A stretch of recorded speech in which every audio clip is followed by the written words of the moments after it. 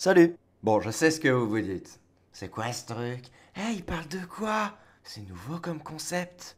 Si vous avez pas vu la vidéo d'hier, tout est plus ou moins expliqué dedans, alors allez jeter un œil. Pour les autres, on attaque.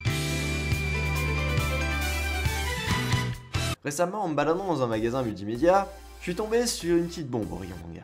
Radiant nous entraîne dans un monde fantastique où de mystérieuses créatures appelées Némésis sèment le chaos sans aucune raison apparente. Les seules personnes capables de combattre et de vaincre ces créatures sont les sorciers, personnes ayant survécu au toucher d'un Némésis et ayant hérité du pouvoir de contrôler la magie. Bon, on y retrouve le héros classique du manga shonen, un mystérieux et impétueux garçon nommé Seth. Wait. Il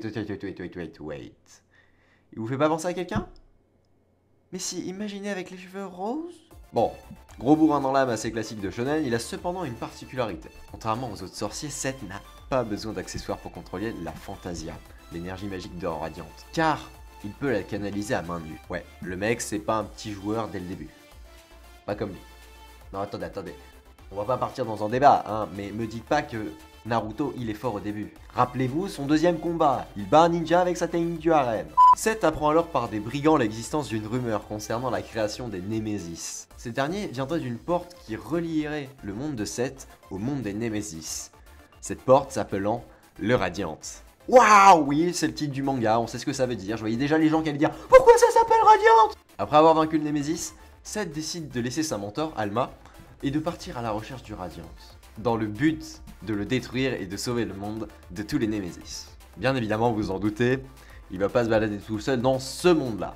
En passant par la bipolaire de service, Mélie, qui est la plus adorable fille du monde pendant les 3/4 de la journée, mais qui devient un démon quand elle pique une crise. Doc, le mec le plus trouillard que j'ai jamais vu, Pierre Coussop c'est pour dire. Grim, intriguant personnage couvert de bandelettes, enfin une momie quoi. Ou même Master Lord Majesty, chat jaune mystérieux et roi du refuge des sorciers. Seth s'entoure peu à peu d'alliés, mais aussi d'ennemis de plus en plus puissants au sein de l'Inquisition, une organisation traquant les sorciers pour leur pouvoir mystérieux. Et vous savez combien d'endroits ont été visités en seulement 4 tomes? Juste ça. Et ici, il se passe les tomes de Haikyuu. Y a pas à dire, on en a pour un moment. Ah ouais, encore une petite chose. Ce manga est en fait français. Et la qualité reste bien au-dessus des mangas à Wakfu ou Dofus qui se contentent de reprendre des personnages pour faire une histoire random. En seulement quelques tomes dans Radiant, les combats sont déjà titanesques. L'enjeu du premier combat, c'est sauver une ville de l'envahisseur Némésis et de celles pouvant les contrôler, puisque au cas où je l'aurais pas précisé, le monde de Radiant est un monde céleste, c'est-à-dire qu'on y trouve de nombreuses îles célestes, dont certaines étant sur le point de s'écrouler. Un autre bon point de Radiant, il y a énormément d'intrigues qui se mettent en place rapidement.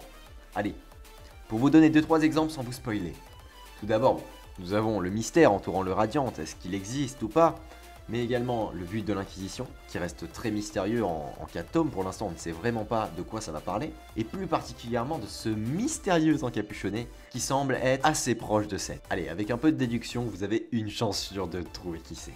Enfin, il y a un autre truc méga mystérieux. Ça.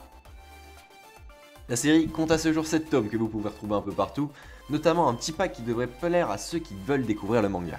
Seul petit problème, c'est un manga français, donc fallait pas s'attendre à une sortie régulière des tomes. Au moment où je vous parle, on en est à environ un tome tous les 5 mois. Et ouais, on peut pas tout avoir. N'hésitez pas à vous tenir au courant sur la page Facebook de Radiant si ça vous intéresse, l'auteur organise même des petits concours pour gagner son perso dessiné. Bon, finalement je parle, je résume, mais quel est mon avis sur cette série manga? Honnêtement, je pense que vous pouvez facilement vous en douter. J'ai vraiment été surpris par la profondeur de l'intrigue et la diversité des personnages, surtout en peu de tomes, puisque je le rappelle, je n'ai lu que les 4 premiers tomes, donc pour un truc français, c'est quand même un point vraiment positif, rappelons-le. On a un panel similaire aux grosses séries japonaises et ça donne un aspect ouvert à l'histoire. On sait vraiment pas ce qui va se passer et on est vraiment dans un mystère épique. D'ailleurs, faut croire que je suis pas le seul à avoir remarqué ce genre de truc puisque le manga est sorti au Japon depuis déjà 2 ans. La série a donc un gros potentiel qui j'espère va pas tout foirer dans des situations vues et revues. Mais pour l'instant ça me semble bien parti et l'auteur Tony Valente m'a l'air très motivé et il se débrouille bien, on va pas se le cacher. En fin de compte, Radiant reste un hommage à toutes les aventures épiques et fantastiques où le héros doit réussir sa quête pour sauver le monde. Et ça tout le monde aime je pense. Quoi? Mon personnage préféré? Sans hésitation, Ameline. Je vous dis pas quel est son rôle dans l'histoire, mais elle a trop la classe.